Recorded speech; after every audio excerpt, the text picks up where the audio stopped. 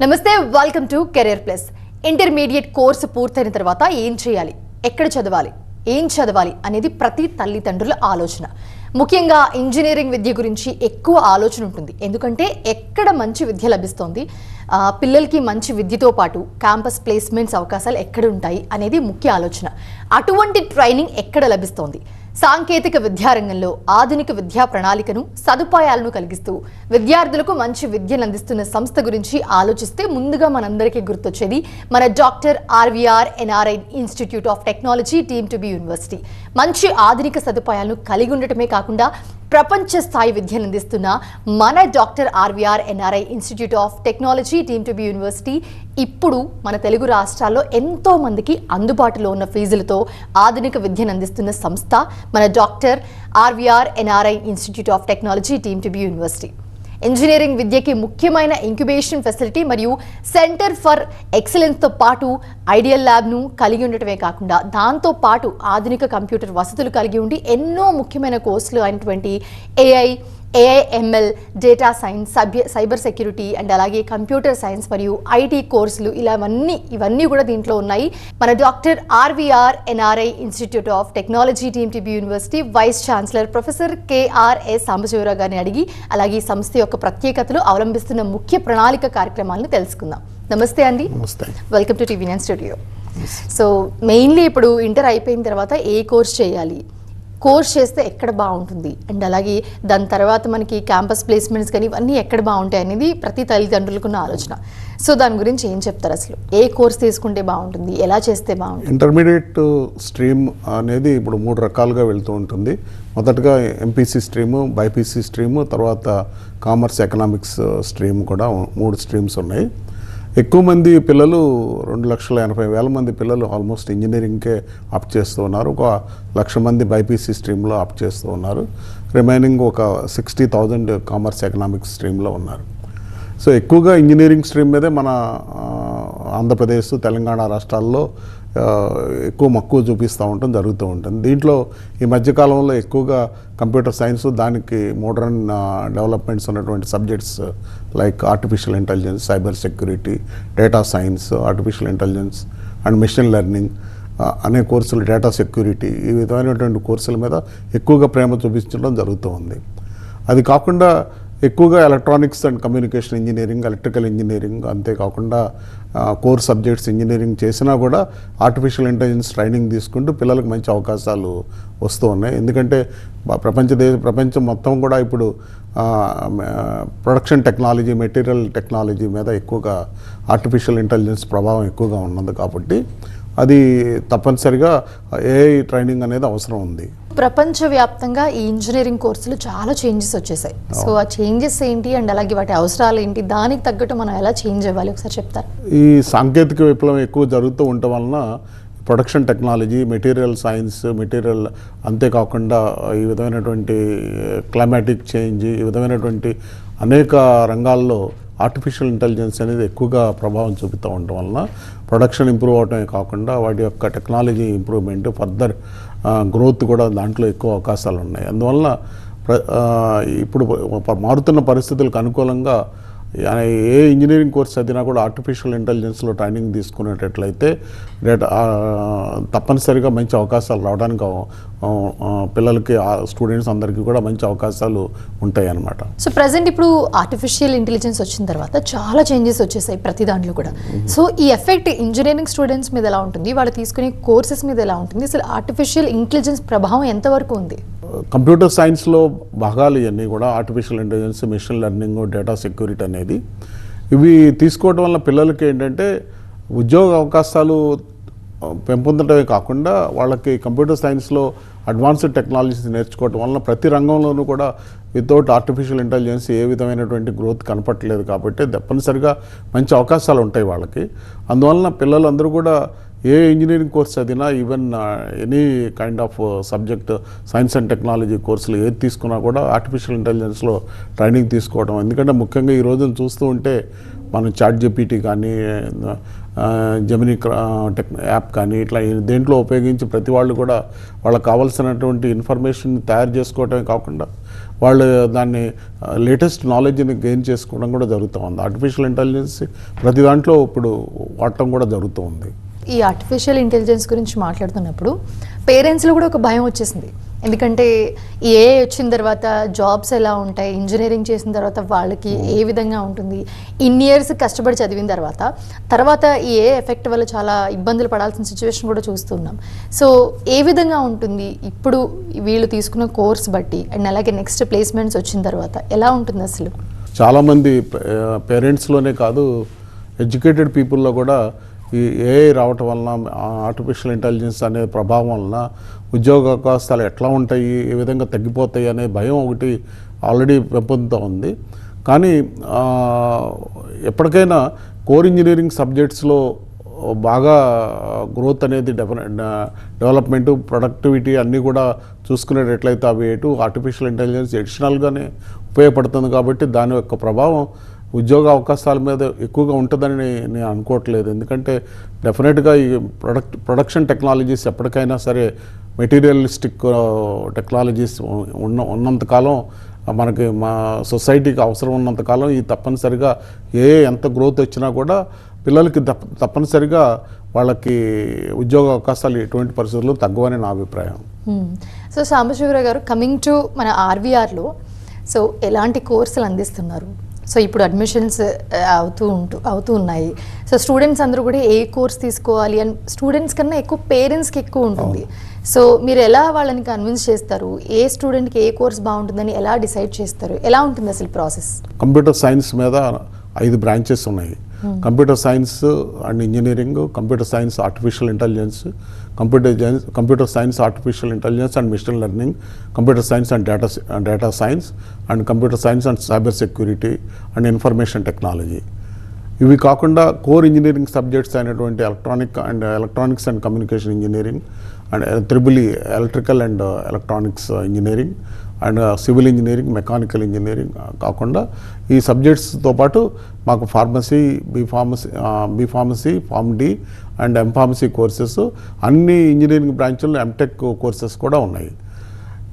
మాకున్నటువంటి major advantage ఏంటంటే పిల్లలకి మేము ఫస్ట్ ఇయర్ నుంచి కూడా వాళ్ళకి యాప్టిట్యూడ్లోను, కమ్యూనికేషన్ స్కిల్స్లోను, code language, coded platforms and cloud storage, వీటన్నిటి మీద మేము ఫస్ట్ ఇయర్ నుంచి వాళ్ళకి ట్రైనింగ్ ఇవ్వటమే కాకుండా పిల్లలకి మోడర్న్ స్కిల్స్ అన్నీ కూడా మేము ఫస్ట్ ఇయర్ నుంచి చివరి వరకు వాళ్ళకి ట్రైనింగ్ ఇస్తూ ఉన్నాం. అంతేకాకుండా స్కిల్ బేస్డ్ ట్రైనింగ్ స్పెషల్గా ఎవ్రీ సమ్మర్లో పిల్లలకి బయట నుంచి స్పెషలిస్ట్ని పిలిచి వాళ్ళకి 1 month to 2 months ట్రైనింగ్ ఇప్పించడం కూడా జరుగుతుంది. సో మా పిల్లలకి ఎటువంటి పరిస్థితుల్లో నాలెడ్జ్ గ్యాప్ లేదు. తర్వాత వాళ్ళు 100% ప్లేస్మెంట్ కూడా వస్తూ ఉంది. అండ్ అలాగే మెయిన్లీ ఇప్పుడు చూసుకుంటే ఈ అడ్మిషన్ ఈ ప్రాసెస్ ఏదైతే ఉందో, కమింగ్ టు మన ఎన్ఆర్ఐ దాంట్లో చూసుకుంటే ఎలా ఉంటుంది అసలు? అంటే ఇస్ ఇట్ డిఫికల్ట్, లేకపోతే ఏదైనా ఎంట్రన్స్ ఎగ్జామ్స్ ఏమైనా రాయాల్సి ఉంటుందా మళ్ళీ దీనికోసం స్పెషల్గా? ఎన్ఆర్ఐ యూనివర్సిటీలో మేజర్గా మేము వాళ్ళకి ఇంటర్మీడియట్ మార్క్స్ బేసిస్ కానీ, అంతేకాకుండా జేఈ ఎంట్రన్స్ బేసిస్ కానీ, ఎంసెట్ బేస్డ్ కానీ ఏ ర్యాంక్ వచ్చినా కూడా వాళ్ళకి సీటు పొందే అవకాశం కలిగిస్తూ ఉన్నాం. ఇంటర్మీడియట్లో 95% అండ్ అబోవ్ వచ్చిన వాళ్ళకి 100% స్కాలర్షిప్ కూడా ఇస్తూ ఉన్నాం వాళ్ళకి. అట్లాగే 95 నుంచి 85% వచ్చిన వాళ్ళకి 80% స్కాలర్షిప్, ఆ విధంగా వాళ్ళ యొక్క మార్క్స్ బేసిస్గా స్కాలర్షిప్ కూడా ఇవ్వడం జరుగుతూ ఉంది. సో మేము ఇప్పటికీ మాకు ఎటువంటి ప్రాబ్లం లేకుండానే ఇప్పటికీ మాకు 90% ఆఫ్ ది సీట్స్ కూడా కంప్లీట్ అయిపోయినాయి. సో పిల్లలకి మంచి అందరూ కూడా మాకు ఇప్పటివరకు చేరిన పిల్లలందరూ కూడా అబోవ్ 90% ఉన్నటువంటి పిల్లలు ఎక్కువ మంది మా యూనివర్సిటీలో చేరడం జరుగుతుంది. ముఖ్యమైనటువంటి కారణం ఏంటంటే మేము వాళ్ళకి మోడర్న్ లాంగ్వేజెస్, తర్వాత వాళ్ళకి programming, aptitude, communication skills and campus placements ఇవన్నీ కూడా వాళ్ళకి అవసరమైనటువంటి ట్రైనింగ్ ఇవ్వటమే కాకుండా వాళ్ళకి ప్లేస్మెంట్స్ కూడా వాళ్ళకి ముఖ్యంగా మేము 100% ప్లేస్మెంట్ ఇచ్చే అవకాశాలు కల్పిస్తున్నాం వాళ్ళకి. సో మనకి ఎడ్యుకేషన్ ఎలా ఉంటుందో at the same time facilities and అలాగే hostel facilities and campus life ఇవన్నీ కూడా చాలా ఇంపార్టెంట్. ఇవి కూడా పేరెంట్స్ చూస్తూ ఉంటారు. So coming to NRI university, so ఎక్కడెక్కడ మన బ్రాంచెస్ ఉన్నాయి అండ్ అలాగే క్యాంపస్ లైఫ్ ఎలా ఉంటుంది, ముఖ్యంగా స్టూడెంట్స్కి ఏ విధంగా ఉంటుంది, ఒక్కసారి క్లియర్గా ఎక్స్ప్లెయిన్ చేస్తారు. మాకు ఎక్కడ బ్రాంచెస్ అంటూ లేవు, ఎందుకంటే ఎన్ఆర్ఐ యూనివర్సిటీ ఓన్లీ విజయవాడకి 25 కిలోమీటర్ల దూరంలో ఆహ్లాదకరమైన వాతావరణంలో మామిడి తోటల మధ్యలో మా యూనివర్సిటీ ఉండటం జరుగుతుంది. 30 ఎకరాల సువిశాలమైనటువంటి ప్రదేశంలో ఎన్ఆర్ఐ యూనివర్సిటీ ఎస్టాబ్లిష్ చేయడం జరిగింది. 2008 సంవత్సరం నుంచి ఇప్పటి వరకు మా యూనివర్సిటీ దినదినం పెరుగుతూ అభివృద్ధి చెందుతూ వచ్చింది. ఇప్పటికీ క్యాంపస్లో 2000 మంది స్టూడెంట్స్ హాస్టల్ ఫెసిలిటీస్ కలిగించి ఉన్నాం. అంతేకాకుండా చుట్టుపక్కల గ్రామాలకి పట్టణాలన్నిటికీ కూడా 90 బస్సులు డైలీ మేము కమ్యూట్ చేయడం జరుగుతూ ఉంటుంది. పిల్లలు వాళ్ళ హాస్టల్ ఫెసిలిటీస్తో పాటు వాళ్ళకి మంచి అడ్వాన్స్డ్ ఇన్ఫ్రాస్ట్రక్చర్, అన్ని class rooms AC air condition class rooms. ఇంత సివియర్ సమ్మర్లో కూడా పిల్లలు మా క్లాసెస్ జరుగుతూ ఉన్నాయి. వాళ్ళకి ట్రైనింగ్ ప్రోగ్రామ్స్ కండక్ట్ చేస్తూ ఉన్నాము.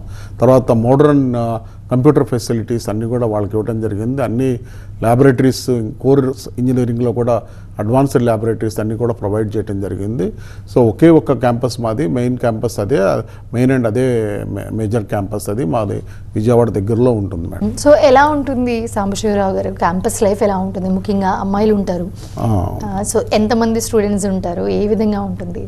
క్యాంపస్ లైఫ్ చాలా అద్భుతంగా ఉంటుంది. ఎందుకంటే మా క్యాంపస్లో డిసిప్లిన్కి పెట్టిన పేరు. పిల్లలు ఒక్కసారి 9:30కి లోపలికి వచ్చిన తర్వాత వాళ్ళకి డైరెక్ట్గా క్లాస్ రూమ్స్కి వెళ్ళిపోతారు. క్లాస్ రూమ్స్లో వెళ్ళిన తర్వాత మళ్ళీ మధ్యలో లంచ్ టైంలోనూ వాళ్ళకి అదర్ స్పోర్ట్స్ యాక్టివిటీస్ కానీ వెళ్ళినప్పుడు మాత్రమే వాళ్ళని బయటకు పంపించడం జరుగుతుంది. మళ్ళీ బస్సులు ఎక్కిన దాకా పిల్లలు అట్లాగే డిసిప్లైన్డ్గా వెళ్ళడం జరుగుతుంది. ఈరోజు వరకు నేను ఇంతవరకు ఒక ఇండిసిప్లైన్ ఇన్సిడెంట్ కానీ, ర్యాగింగ్ కానీ, ఆడపిల్లలకి ఇన్సెక్యూరిటీ కానీ ఇంతవరకు చూడలేదు. లేడీస్ హాస్టల్ చాలా అద్భుతంగా ఉంటుంది. పిల్లలు అక్కడ రెగ్యులర్గా ఒక వార్డెన్ ఉంటారు. అంతేకాకుండా హాస్టల్ ఇన్ఛార్జి పిల్లలందరికీ కూడా సెక్యూరిటీ కానీ అన్నీ కూడా భోజన వసతులు కూడా అంత అద్భుతంగా మా యూనివర్సిటీలో రోజుకి morning time breakfast 4 varieties breakfast ఇస్తారు. అంతేకాకుండా లంచ్ డిన్నర్ కూడా తిన్నంత ఉంటుంది. వెజిటేరియన్, నాన్ వెజిటేరియన్ వెరైటీస్ కూడా వాళ్ళకి తిన్నంత వరకు కల్పిస్తూ ఉంటారు. ఈ రోజు వరకు ఒక్క కంప్లైంట్ నేను యాజ్ ఎ వైస్ ఛాన్సలర్గా ఇంతవరకు వెళ్ళలేదు మా యూనివర్సిటీలో హాస్టల్స్ నుంచి. పిల్లలకి ఆధునికమైన టర్ఫ్ కోటెడ్ ఫుట్బాల్ గ్రౌండే కాకుండా క్రికెట్ స్టేడియము, తర్వాత బాస్కెట్బాల్, వాలీబాల్ అన్నీ కూడా సదుపాయాలు ఉన్నాయి. అంత సువిశాలమైనటువంటి గ్రౌండ్స్ కూడా క్రియేట్ చేసి పిల్లలు ఆడుకోవడానికి కూడా మంచి సదుపాయాలు కలిగించాం. సో మెయిన్లీ ఇప్పుడు ఏవైతే కోర్సులు తీసుకుంటారో, సో క్యాంపస్ లైఫ్ బాగుంది, కోర్సెస్ మీరు చాలా ఆఫర్ చేస్తూ ఉన్నారు. సో దీనికి సంబంధించి ఫీజు రీఎంబర్స్మెంట్ కానివ్వండి, స్కాలర్షిప్ కానివ్వండి, ఏ విధంగా ఉంటుంది? సో వాళ్ళ పర్సంటేజ్ మీద డిపెండ్ అయి ఉంటుందా, లేకపోతే ప్రాసెస్ ఎలా ఉంటుంది అసలు? యాక్చువల్గా ఫీజు రీఎంబర్స్మెంట్ అనేది గవర్నమెంట్ నుంచి వచ్చేది. అది గవర్నమెంట్కి అప్లై చేసుకుని స్కాలర్షిప్స్ వచ్చాయన్నీ కూడా వాళ్ళ గవర్నమెంట్ నుంచి వస్తాయి ఫీజు రీఎంబర్స్మెంట్ అనేది. అట్లాగే ఏఐసిటీ 950 దాటిన వాళ్ళందరికీ కూడా ఏఐసిటీ వాళ్ళు స్కాలర్షిప్ ఎవ్రీ ఇయర్ ఇస్తారు. మా ఫీజులు కూడా అందరికీ అందుబాటులో, మిడిల్ క్లాస్ వాళ్ళకి పర్టికులర్గా ముఖ్యంగా మా ఫీజులు ఈ కంప్యూటర్ సైన్స్ అయితే 2 lakhs ఫీజు ఉంటే 1 lakh వరకు వాళ్ళకి స్కాలర్షిప్స్ ఇస్తున్నాం. ప్రతి స్టూడెంట్కి మార్కుల బేసిస్గా బాగా మార్కులు వస్తే 100% స్కాలర్షిప్ కూడా ఇవ్వడం జరుగుతుంది వాళ్ళకి. అంతేకాకుండా ఈ electronics and other engineering subjects అయితే ఎలక్ట్రానిక్స్ 80,000 రూపాయలు పర్ ఇయర్. అట్లాగే civil engineering, mechanical engineering, electrical ఇవన్నీ కూడా 55,000 to 60,000 ఫీజు మాత్రమే ఉంది. మిడిల్ క్లాస్ ఫ్యామిలీస్ అందరికీ కూడా అందుబాటులో ఉండటమే కాకుండా వాళ్ళకి 50 to 80% స్కాలర్షిప్ కూడా స్కాలర్షిప్ కూడా ఇవ్వడం జరుగుతుంది. సో ఇప్పుడు స్టూడెంట్కి మెయిన్ ఎజెండా ఏంటంటే ప్లేస్మెంట్స్. సో ప్లేస్మెంట్స్ ఈ 4 ఏళ్ళు చదువుకున్న తర్వాత మంచి జాబ్ రావాలి అని చెప్పి. So coming to NRI university, so మీరు ఎలా ప్లాన్ చేస్తారు, ప్లేస్మెంట్స్ ప్రణాళిక ఎలా ఉంటుంది అసలు, దాని గురించి కూడా ఒకసారి. యాక్చువల్గా స్టూడెంట్స్ చదువుతో పాటు వాళ్ళ స్కిల్డ్ ఎడ్యుకేషన్ కూడా ఇంపార్టెంట్. పిల్లలకి ఫస్ట్ ఇయర్ నుంచే మేము యాప్టిట్యూడు, తర్వాత reasoning, communication skills, programming and coding మీద, అట్లాగే కమ్యూనికేషన్ స్కిల్స్ ఇంప్రూవ్ అవటం మీద, దీని అన్నిటి మీద మేము ఎంఫసైజ్ చేస్తూ 4 సంవత్సరాలు వాళ్ళకి ఎంత మోడర్న్ ఫెసిలిటీస్ ఉన్నాయో అన్నీ కూడా మేము ఇవ్వటం జరుగుతుంది.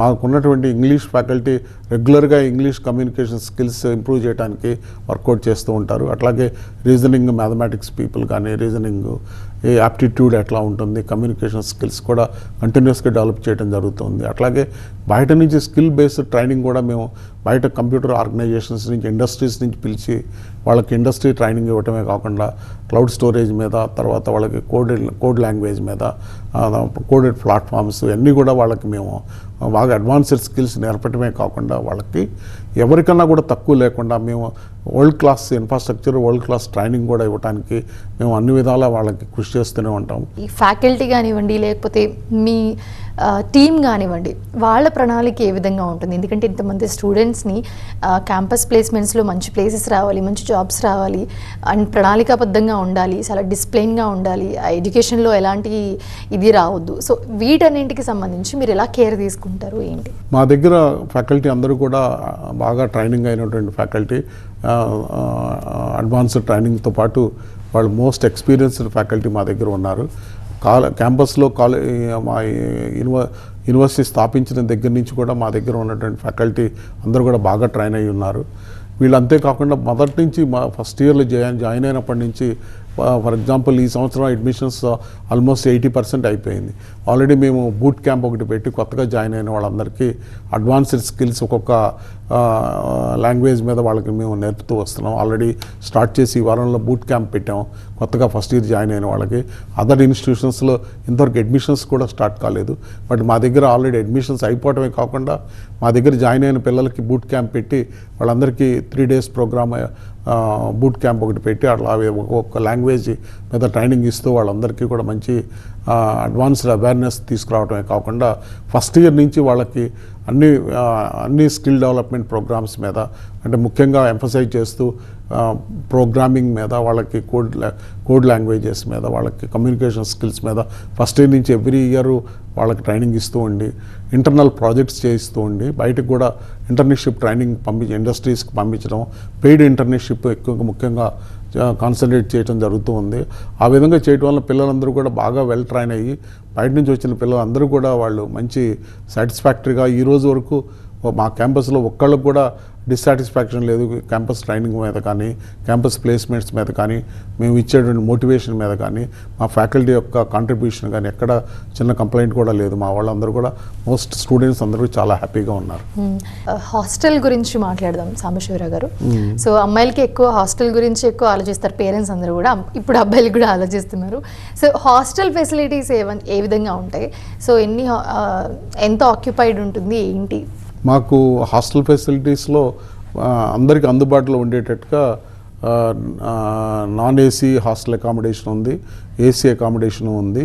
పిల్లలకి మ్యాక్సిమం ఒక్కొక్క రూమ్లో 2-3 రూమ్స్ ఉంటాయి. అందరికీ 2-3 కలిపి ఒక అటాచ్డ్ బాత్రూమ్ ఉంటుంది.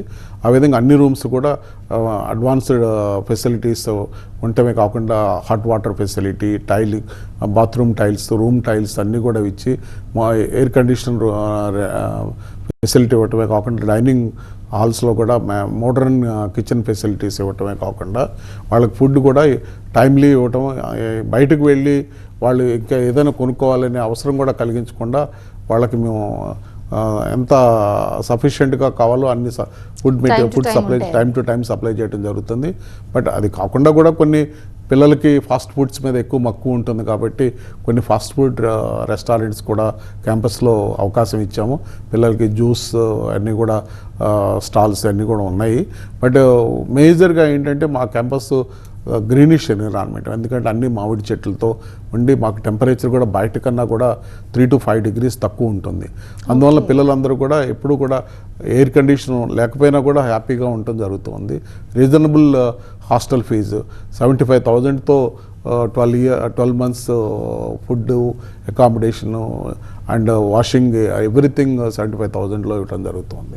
ఎయిర్ కండిషన్ అయితే 1,20,000 రూపీస్తో చాలా రీజనబుల్గా మంచి ఫుడ్, అన్ని సదుపాయాలు ఇవ్వడం జరుగుతుంది.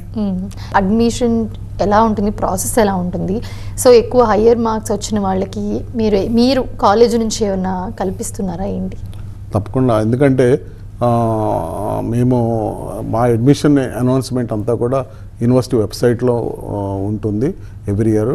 అంతేకాకుండా న్యూస్ పేపర్స్లో వాటిలో కూడా ఇస్తూ ఉంటాం. మా యూనివర్సిటీ ఎంట్రన్స్ ఎగ్జామినేషన్ కూడా వచ్చిన వాళ్ళందరికీ ఎంట్రన్స్ నోటిఫై చేసి ఎగ్జామ్ పెడతాము. ఇంటర్మీడియట్ మార్క్స్ బేసిస్ మీద మేజర్గా వాళ్ళకి స్కాలర్షిప్ కూడా ఇవ్వడం జరుగుతుంది. 95% అబవ్ వచ్చిన వాళ్ళకి 1 lakh ఫీజు,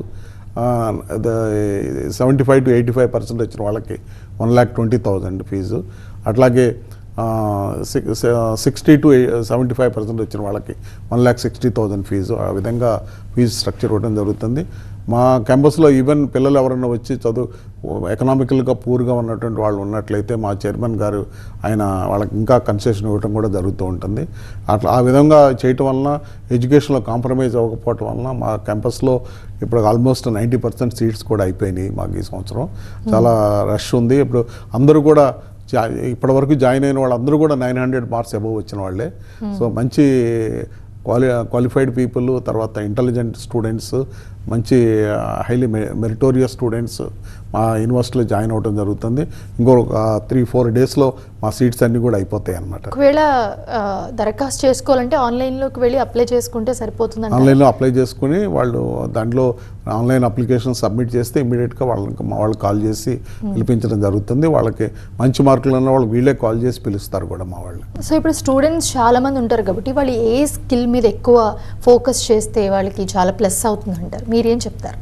3 ఇంపార్టెంట్ థింగ్స్ ఉన్నాయి మేడం. ఏంటంటే ప్రోగ్రామింగ్ మీద బాగా చేసుకోవాలి, యాప్టిట్యూడ్ ఒకటి, కోడ్ లాంగ్వేజెస్ ఒకటి, తర్వాత కమ్యూనికేషన్ స్కిల్స్. ఈ 4 కూడా వాళ్ళు బాగా కనుక డెవలప్ చేసుకుంటే ఫస్ట్ ఇయర్ నుంచి 4th ఇయర్ వరకు తప్పనిసరిగా వాళ్ళు సక్సెస్ఫుల్ జాబ్ సీకర్స్ అవుతారు. అంతేకాకుండా ఎంటర్ప్రెన్యూర్స్ కూడా అవకాశం ఉంటుంది.